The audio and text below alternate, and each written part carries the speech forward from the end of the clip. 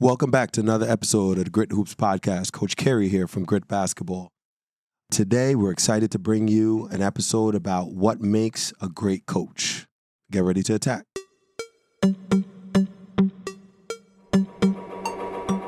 Welcome to the Grit Hoops Podcast, powered by Grit Basketball, where passion meets performance.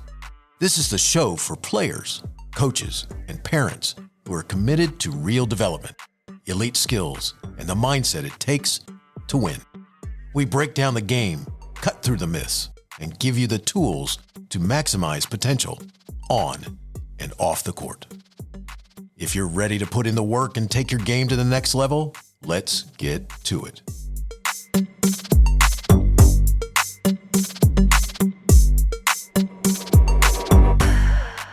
All right. If you are a new listener, welcome. If you're a returning listener, welcome back. So today's episode, we're going to talk about what makes a great coach.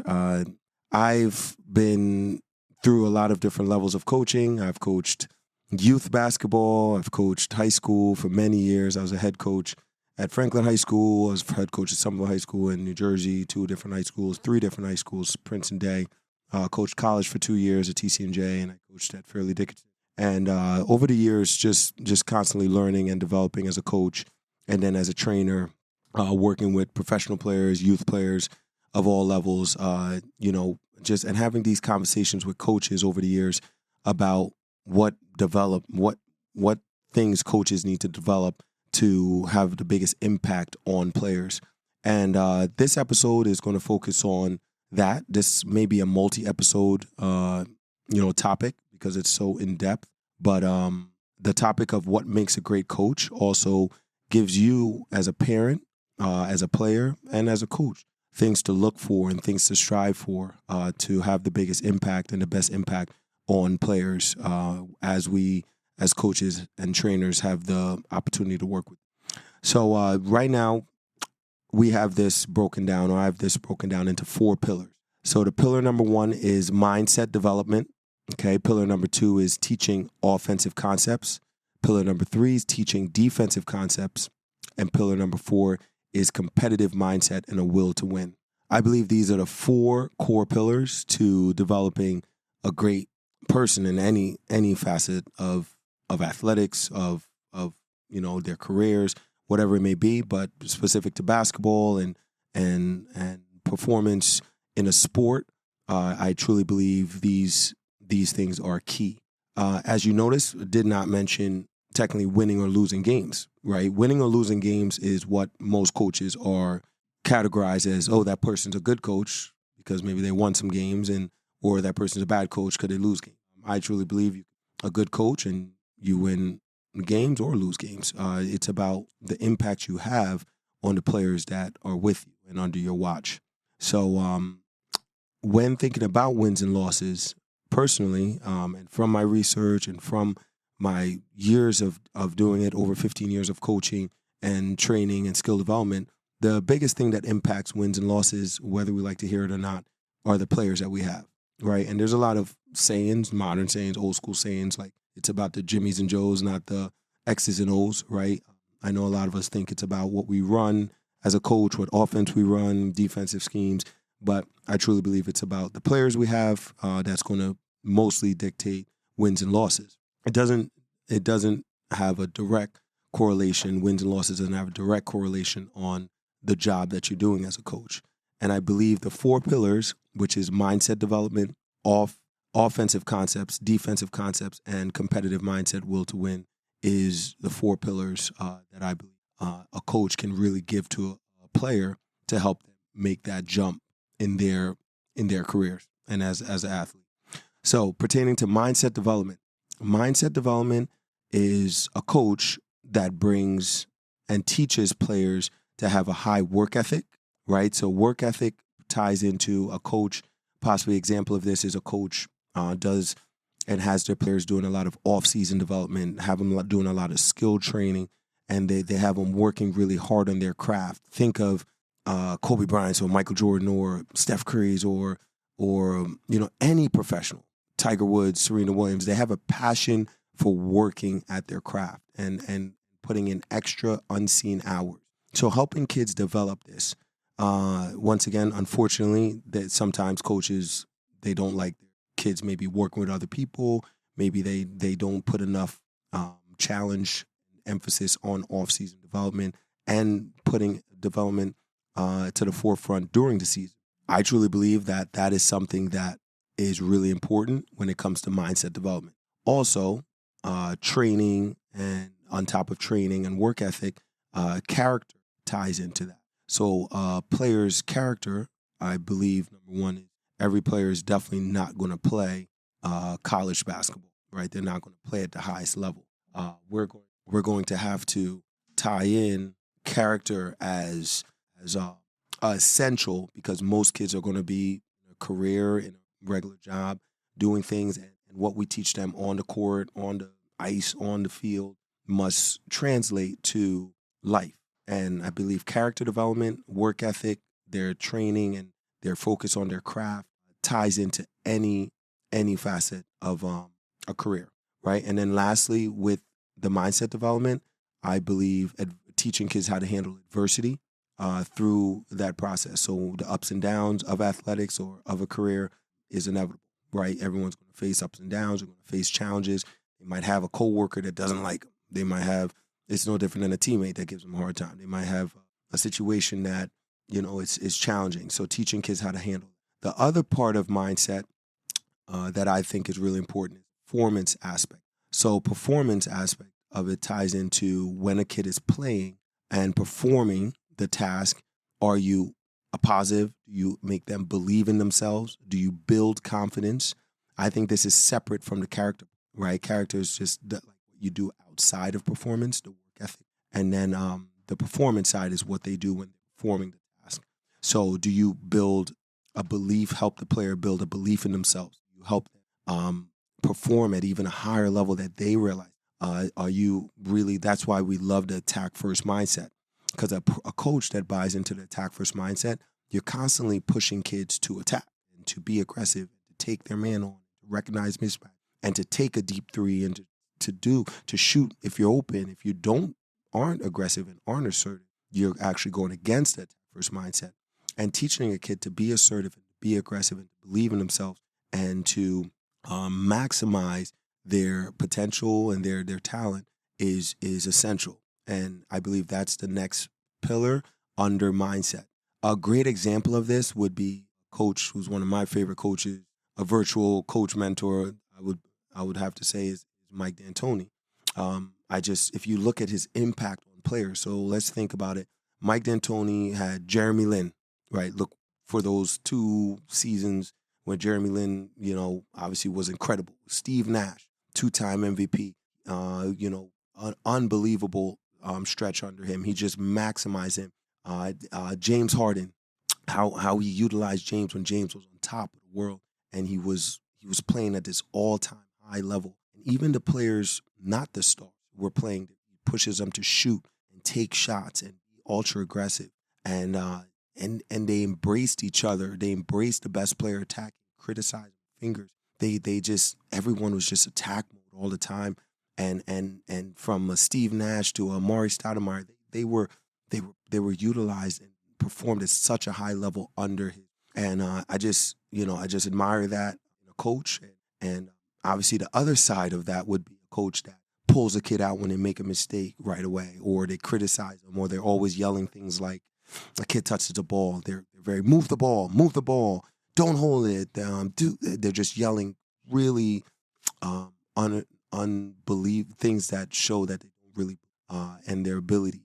They might get caught up in a system, in a play, rather than believing in the player that's under their watch. Another great example of this, and there's many coaches that have these traits.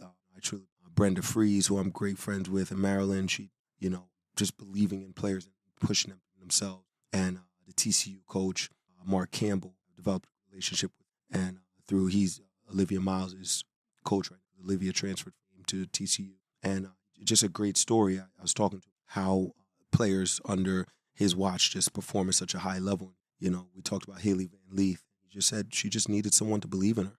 And just giving a kid that is so huge. And I think That's an essential part. A good coach or a great. Next pillar is the offensive concept. So offensive concepts is actually probably not what most of us think. Most of us coaches, it's what plays we look up on the internet, what plays we're running, and what maybe schemes we might have up our sleeve. I more think it has to do with how we teach the game itself. So my high school coach was Joe D'Alessandro, Hall of Fame coach at Somerville. He wasn't a skill guy. We weren't getting a ton of skill development. He did do basic skill, but it wasn't like now that I'm a skill trainer and I know the level.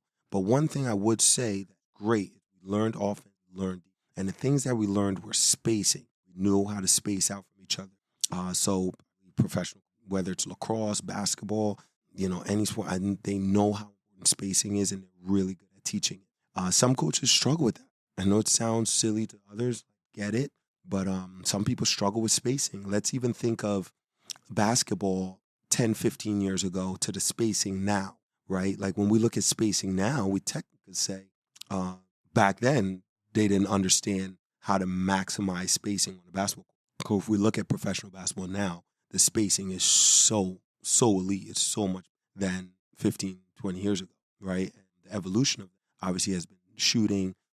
Steph Curry has played a big role, but even without the shooting part of it, the understanding of spacing and the spatial awareness has improved tremendously. Player movement, all right, teaching players how to screen, slip, how to use screens, how to set screens, roll on a pick and roll, not even in a play, just teaching them how to flow and create a flow in each other. The next part of after player movement would be teaching kids how to read defense, right? So teaching kids when to curl, when to slip, when to spot up, when to, all these reads.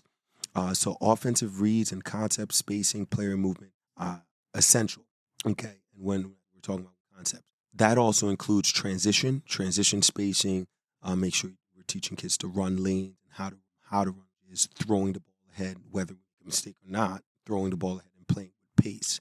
I think sometimes we make the mistake of coaches wanting to control everything. So the opposite end of that would the coach that runs a set every time, the player's opportunity to think and read the game themselves. It's very controlled sets. They slow the game down all the time. Not saying it's all to slow the game down, but I feel if we try to control everything, we take away the power from the players to make decisions. So that's something else I believe that's huge. Offensive concepts. Now defensive concepts, they are interchangeable. I don't think one another. Offense, I believe, is harder to teach. That's why most people say defensive. Why is offensive hard to teach? Because the skill aspect ties more. All right.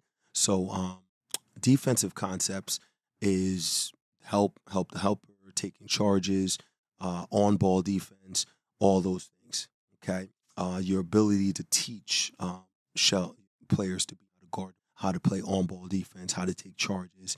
All right. Once again, not so much defensive scheme. Okay. You might teach a tooth. You're teaching them how to do, not just what to do. So teaching the players those concepts and obviously the aggression, the assertiveness, even how to jump passing lanes and how to, how to trap and rotate, all those concepts. So when your kid is under that coach's watch, they're coming those skills. All right.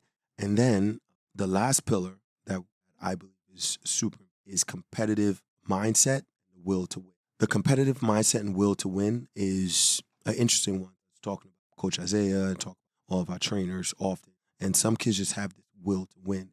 And it's not so much just winning, right? The team that loses in the NBA Finals, are they losers? Finals, I guess you could say they're losers. The team that loses in the WNBA, losers, or they very successful in their own right. They might not have won it all. But they have this will to win, battling, fighting, they compete. They don't strive away from competition, even if at times they might be outmatched. And there's different ways to compete. Think about how a Steph competes versus how a Draymond, he could pushes the boundaries, a dirty competitor.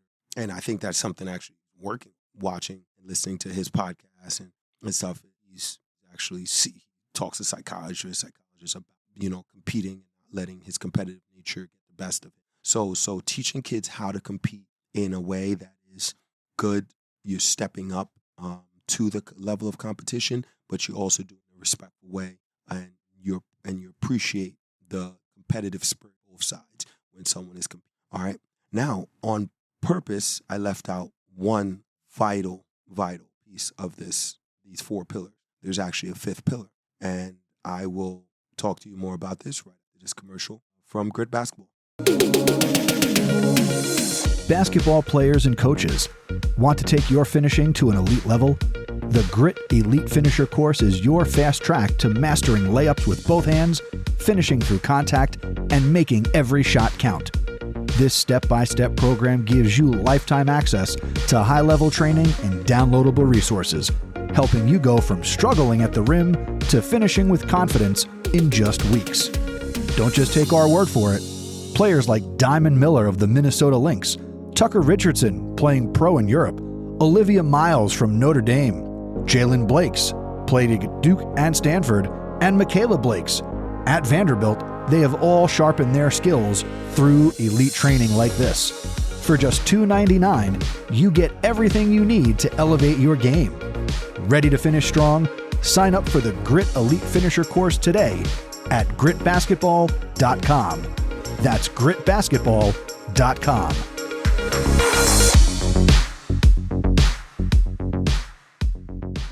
Okay, welcome back to Grit Hoops Podcast. Today we're talking about what makes a great coach. Also said good coach, good, great. Obviously, we're striving to be the best we can be. But what makes a great coach? And I talked about different pillars. We talked about the mindset piece, which is often overlooked. I talk about this with Wendy Richardson, and one of the founders that helped us build. So that's Tucker's mom. Tucker, we talk about mindset all the time with all of our coaches. It's a common thing. It's mindset. We talked about teaching kids work ethic, teaching them character and how to handle adversity. We talked about a performance mindset also, how to help kids build confidence, not taking things, how to promote them to believe in themselves and believing in them. We talked about offensive concepts, the importance of teaching spacing, player movement, and all reads. Those are the 3 pillars of offensive concepts. Defensive concepts, teaching players how to guard the ball, helper, charges, traps, rotations, all those concepts. Not so much a scheme, but the concepts behind it. And we talked about competitive mindset and the will to. That's a huge pillar. That's kids' ability to step up when things get challenging and give an unbelievable amount of effort to win when they're in competition.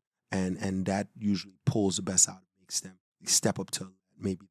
Now, the 5th pillar that I left out actually is number 2. It comes after mindset, okay? This is one that we often leave out as coaches. A good friend of mine, Coach Lance Miller, Diamond's dad, Orrin Taylor, who's another coach, they coach AAU. I always talk to them about this, and I talk to all of our trainers about this, but this is the ability to actually help develop skills in kids. And obviously this one's dear to me because this is what I do, career now, full-time. I train kids all the way from 3rd grade all the way up to professional. And I know the importance of it. And to talk about this pillar, so the pillars, if we add this one in, it will go mindset, number 1. Number 2, skill development. Number 3, offensive concepts. Number 4, defensive concepts. Number 5, competitive mindset. So skill development is often forgotten. For some reason it is with basketball, but we spend so much time on what plays we're putting in, out under, side. We don't spend enough time developing the player. And the first piece of this is that I want to add is your team. The best thing you can do for your team to win is develop skills in kids. Teaching players offensive concepts is going to be limited by the skills they have, right? So if you don't have skilled kids, it doesn't matter what concepts we teach them, miss the drive and break them. You're going to be limited. The defensive concepts even is limited because when you get a steal or you get a stop, you can't take advantage of that great defensive effort if we don't develop skill.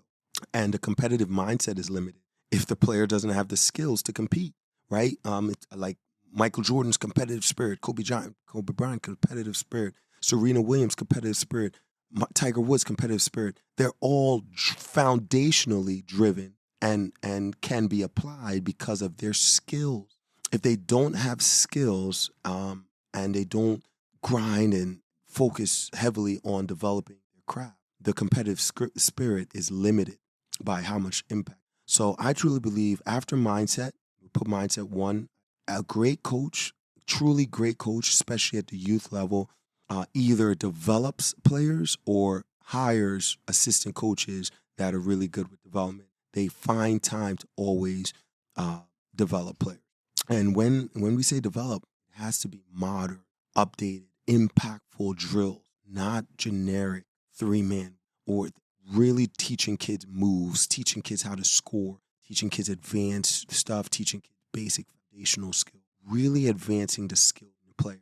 Why I left this one out is I had a conversation with a coach this week, and the coach said that he made it to the championship game and his team lost in the championship. The reason they lost was because the opposing team saw that their point guard forced him. The kid turned it over twice and stopped playing and perform. And then he said he didn't have other guards that could step up, and it just was a train wreck at that point, and they lost in the championship. And, my question to the coach was, have you done a lot of drills and things throughout the season to develop the players we can and to develop their skills to go both ways in case something like this ever came up, right? You want to develop the skills all your kids. He's like, no, I haven't done that, but that's the kid's job to do in the off season. And I disagree. I think we have, as coaches, we have a big responsibility to develop skills. And I know basketball, we get caught up with X's and O's, but think of other sports, right?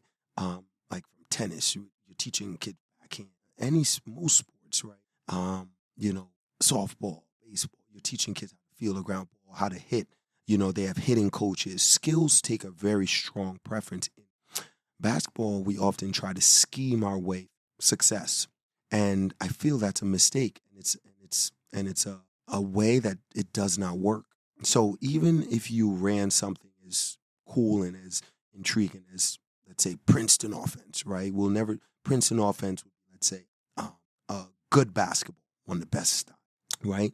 The last time, let's say, Princeton made it, they're a very successful program, but Princeton made it to like the Final Four or a top team in the country was in 1965 when they had an NBA player, Bill Bradley, okay? So Princeton running the great offense that I just use that as because a lot of people want to implement that. They think that's going to make them good. But it's not so much the offense that you put in or the plays that you put. It's about the players. So even a program like Princeton, intricate, really a lot of player movement offense, their most success was when they had basketball, right? And most recent, last year had a player of the year. This year, that's it. They also had probably the second best player, Xavier Lee, is now at Florida, $4.2 million to go play in Florida. So he's a hell of a, right? So they had very talented players. That's why they were so successful. So it's not so much, and not saying it doesn't matter what offense, but what you run is, and we know this, is directly limited to the players that you have. So instead of focusing heavily on what we run, what if we focus more on developing the skills of our players today on a daily basis and taking our kids' skills, maybe not the first 2 weeks of the season, maybe not even the first 4 weeks, 5 weeks, but by week 6 and 7, all of our players are way more skilled by a month and a half in, 2 months in, by the end of the season, everyone is at the peak of their skills.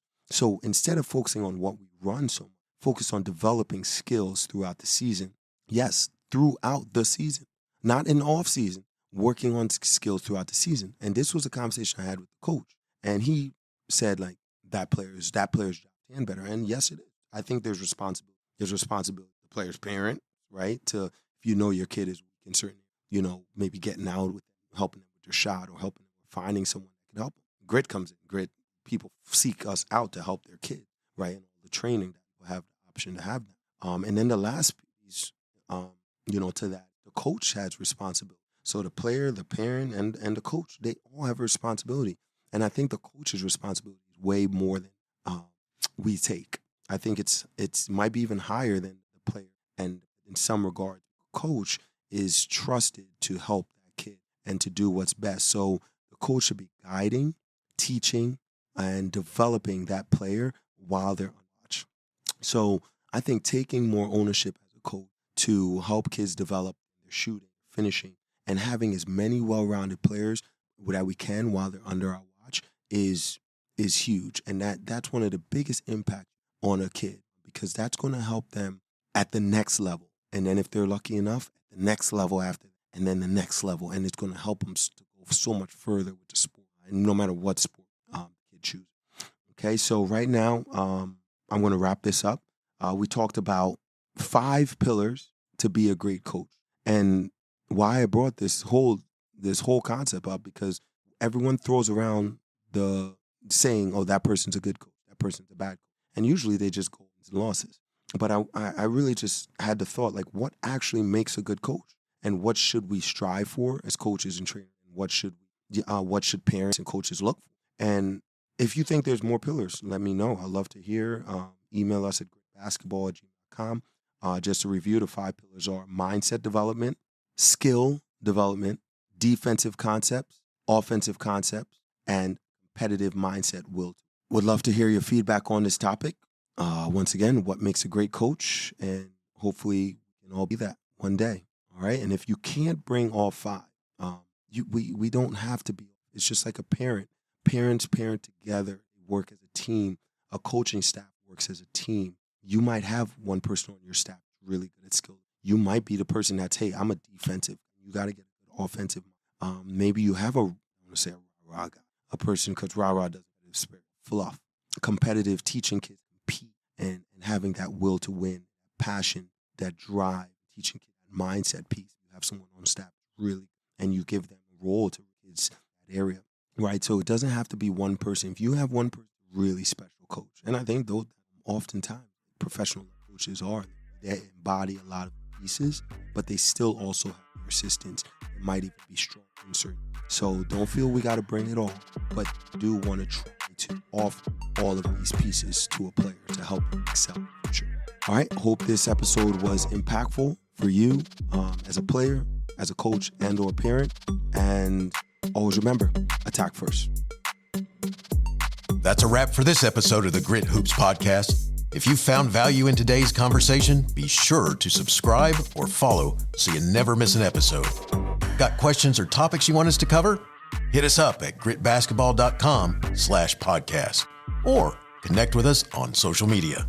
And remember, greatness isn't given, it's earned. Keep putting in the work, attack first, and we'll see you next time.